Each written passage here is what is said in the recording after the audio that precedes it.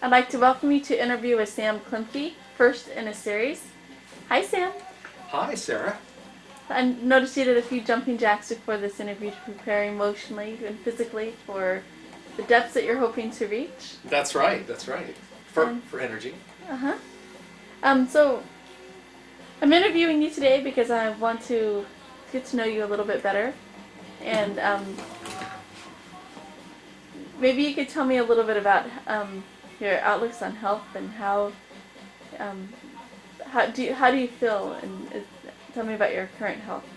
Well, I'm a little upset with myself because I put on weight in the last 3 or 4 months. I had been taking weight off.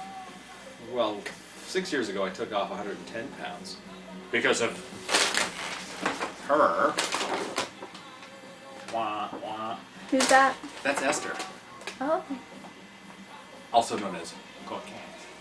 And then I started to put several pounds back on again, and by 98, 99, I was getting up around 235, 240 again. Well, then I met Marie and last year, and then I started to get healthy again and started to lose more weight, and then we kind of plateaued, and now I've been getting up into it again. Two things I did want to mention because I've got my appetite back. I lost a lot of my appetite, as I often do when I'm with a female or when I fall in love. Typically, I tend to lose weight and get healthy for them, as opposed to getting healthy for myself. I don't seem to be able to do it for Sam. I just want to really quickly reiterate that two of the things I got into in 2001, which I'm kind of talking about right now, are these wonderful chips. They're called Healthy Bites Potato Crisps. Not potato chips, but crisps. And what makes them special by Snack King, available now at only Southern California Albertsons, is the fact that they have potato flakes, potato starch, and rice. Brown rice, corn milk, and buttermilk. So they're really incredible. Sarah, would you get a close-up of me showing this one and then eating it? I saved it just for this shot. Are we on the air now, right? That's correct. We're Okay. live. We're live. This is me eating the last of 3 of my potato crisps.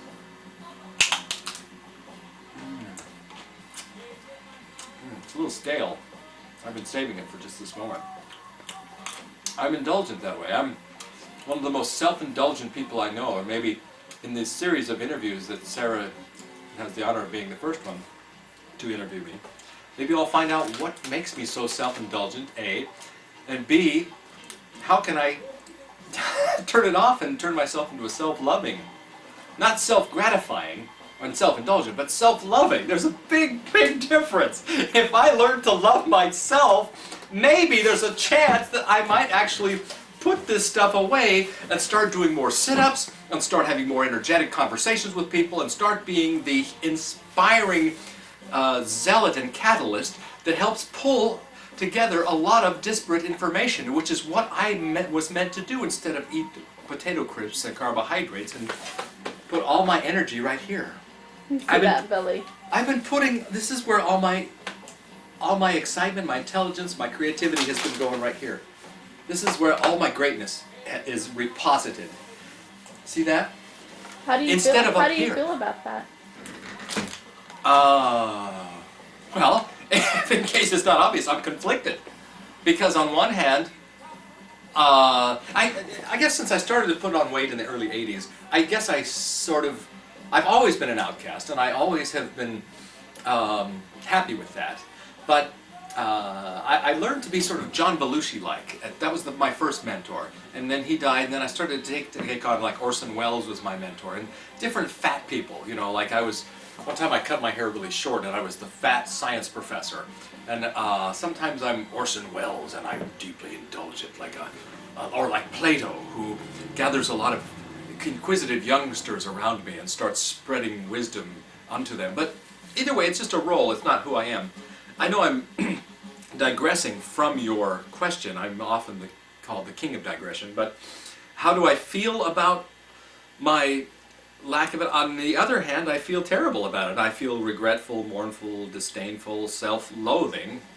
Like many of my heroes, my triad of heroes, John Lennon, Robert Crumb, and Woody Allen, are also bespectacled, egomaniacal self-loathers. And that's where I am. And just to show you that, I'm going to eat about the second of my final 3 potato crisps. Enjoy. My taste buds have become my canvas, the canvas of my life. I end up eating my creativity away. Instead of sitting here, where I should, at my drawing table, and taking all this inspiration from the National Caricaturist Network, for example, or stuff that I've inspired other people to do, like the Sammy Kanamiari cartoon, and pouring, spouting the creativity that's inside here onto the page, where it needs to be and where it needs to have been since I was a young kid and I was ready for it. I could have been and should have been doing this when I was 18. Now, it's too late to have done anything to go back to being 18 again, but so yeah, in answer to your question, I feel so much disdain and self-loathing and misery that I've just kind of put it out of my system, and I built a wall or a shield around myself. This is a metaphor for that shield, as is, you want to take a pan around this room? The filth and the clutter and the chaos that you see around here is a metaphor for the shield, the wall of isolation that I put around myself. I've isolated myself. I've become separated myself from my people, from the creative community that I need to be a part of. Like big cities. I need to be in a big city, but where am I? I'm here in Coos Bay, Oregon, which is, you know, except for a few friends like Giovanna, who Sarah and I had dinner with tonight, the day past her 67th birthday. For the most part, it's a kind of a dead-end place creatively. And oh gosh, I don't know. I was going to show you this later. This is buttermints. Buttermints are another thing I got into in a big way in 2000. I'm living in the past. It's 2002. But we're talking about 2001. These are buttermints. Buttermints are almost impossible to find these days. Can you just lay that on your tongue? I'd be happy to. Just stick your tongue out and lay the buttermint on your tongue. Let me tell you about them first. I used to eat these as a kid. My dad used to bring them home in a little box of them, and we used to have them in a bowl. And the family would eat them. I haven't seen them in years. I had a craving for them just this winter. You can't find them in the West. Buttermints are almost obsolete. In the East Coast, you can still find them. Marie, this gal right here, found them for me in Pittsburgh, Pennsylvania. So she is my buttermint source. She's my connection. I'm staying in touch with her because she gives me buttermints. She just told me today on the phone that she's sending me 2.5 pounds of these. So for my birthday, which is coming up next week, where I'll be 45 years old, hopefully the halfway point of my life, I'm going to put this buttermint on my tongue now, which is salivating at the anticipation of it. And my mouth is so wet, it's almost drooling. My taste buds are just, oh, give it to me, they can't wait. Can you hear all that saliva that's ready? In fact, I'm going to get up a little closer. That's how much of an importance I put on buttermints. For example, they're a metaphor for my misdirected energy. A metaphor for misdirected energy. That's right. This is a metaphor. Buttermints. I am a buttermint. I'm a little fat yellow buttermint. Here we go. Stick your tongue way out.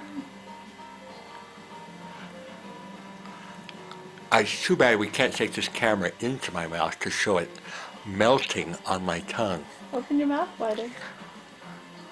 One of the joys of buttermints is that they melt on your mouth and just, oh, it's orgasmic. They spread out and turn, they change texture. Can you stick your tongue out for me?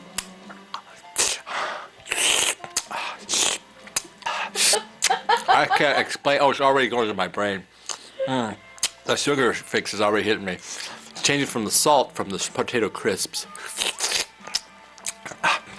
to the oh, the sugar. Oh my God.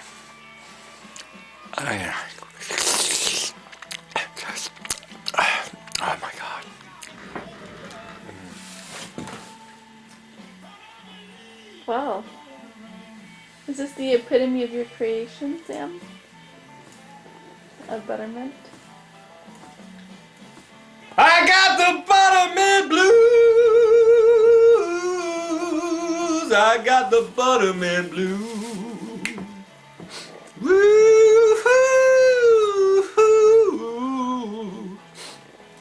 I don't know what to do. I got them buttermint blues. I can't give me none. I've only got 3 left. What am I gonna do when they're gone? Boom, boom, boom.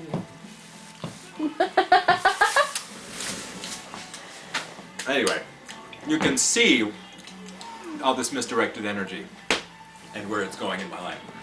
You know, Sam, in the past few years I've heard you say, if only I could harness my creativity.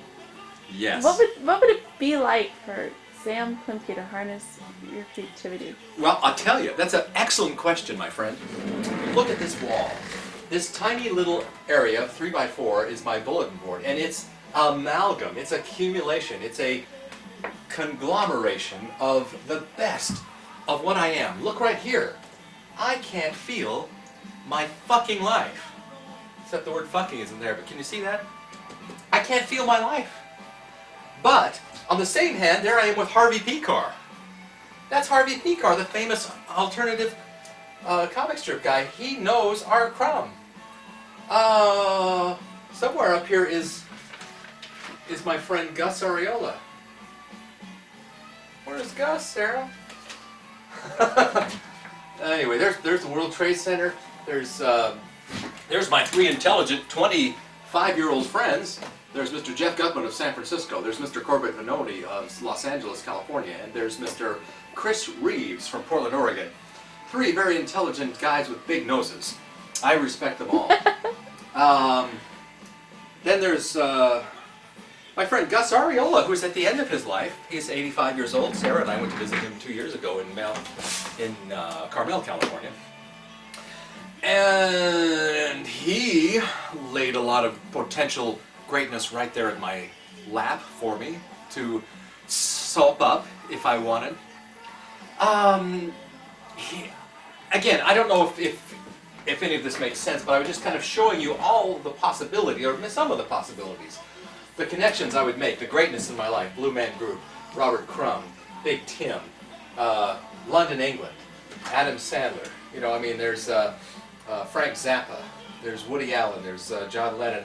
There's all these elements that are... I'm basically a synthesist. That's my job and my lot in life. At the very best of what I am, I'm a synthesist. I take disparate elements and I tie them together and present them to you, dear reader, in the form of comics. I can't find any of my own right now.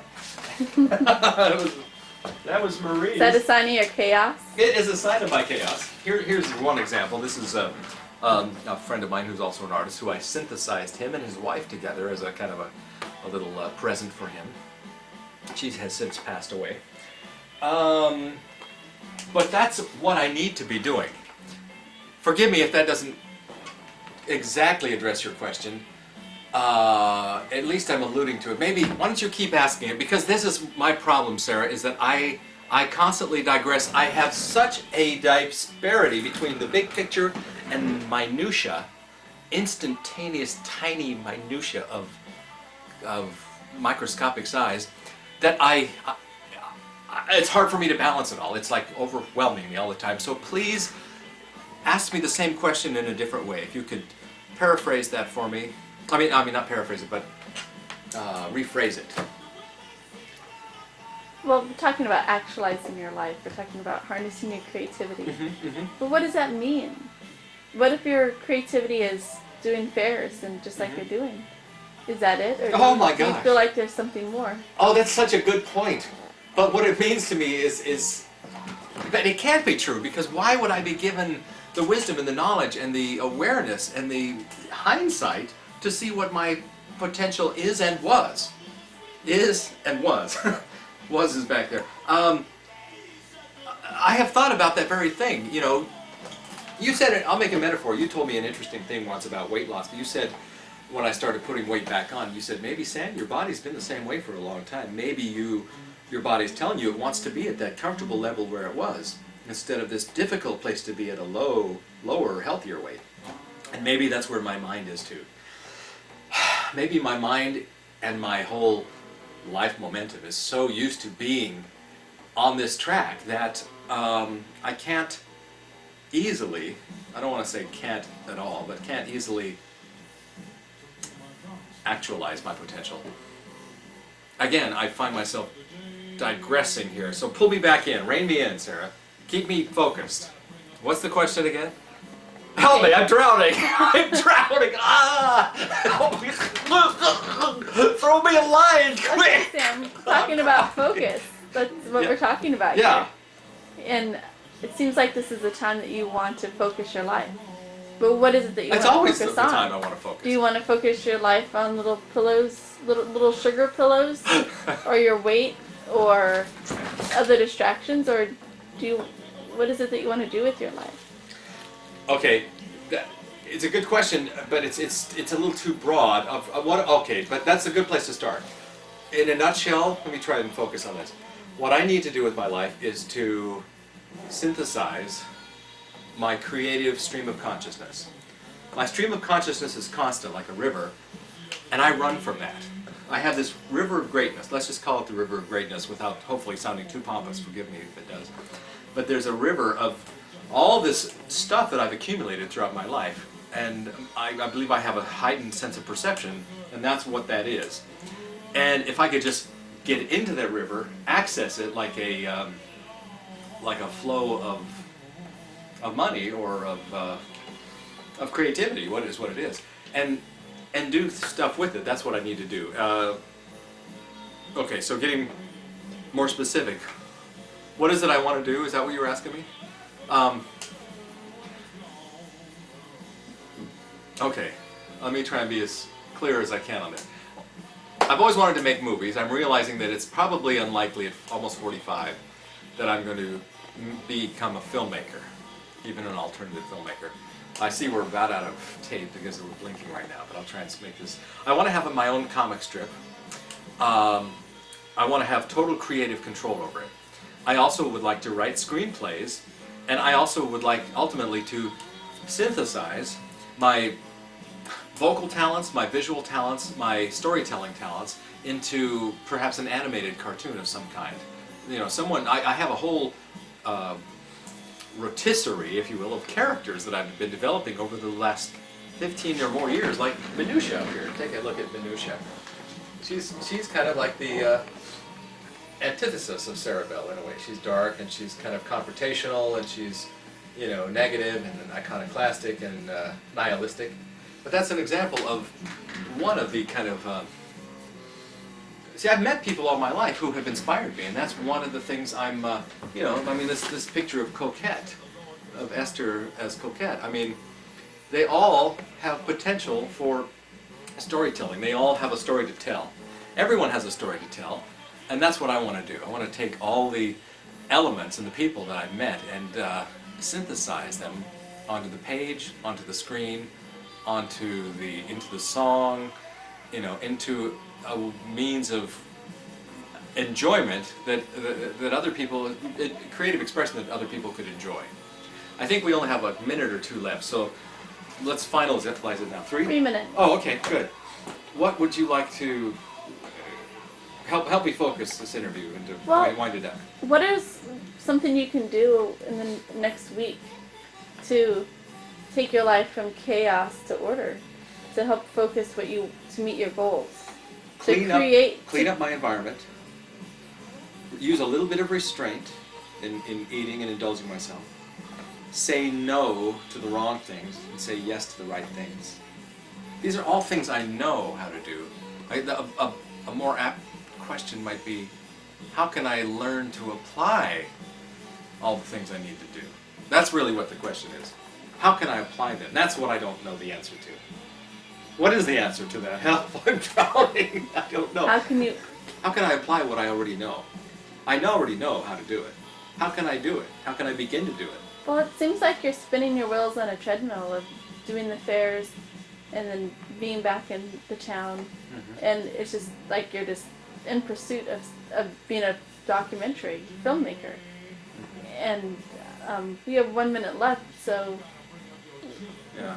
talk to me about being a documentary filmmaker. Well, I've documented my whole life. I mean, my whole life is on film, and so I've turned myself into a cartoon character and the main character in my life, and almost to the point of being a joke. My life is a joke, and I've turned myself into a kind of a laughingstock because I can. In other words, I've undermined my own specialness and greatness at my own expense to make myself fit into society and make friends with other people, etc. But yeah, what I need to do is be able to step back and control the moment. All we have is this moment. There's only one moment, and it's right now, and it's eternity.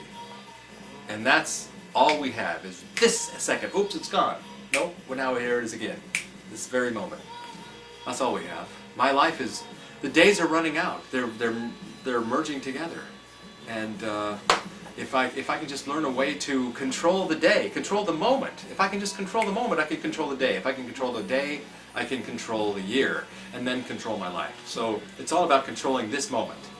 That's the most profound thing about it. I think I'm onto something. And that is, controlling the moment. Getting in touch, getting in control of this very moment. Loving myself enough to say no, and not misdirecting my energy through little yellow balls of, what did I call these? Puffs, pillow puffs, sugar puffs. Yeah, a metaphor, a little yellow metaphor for, anyways, sublimation. But anyway, not indulging myself, but loving myself enough to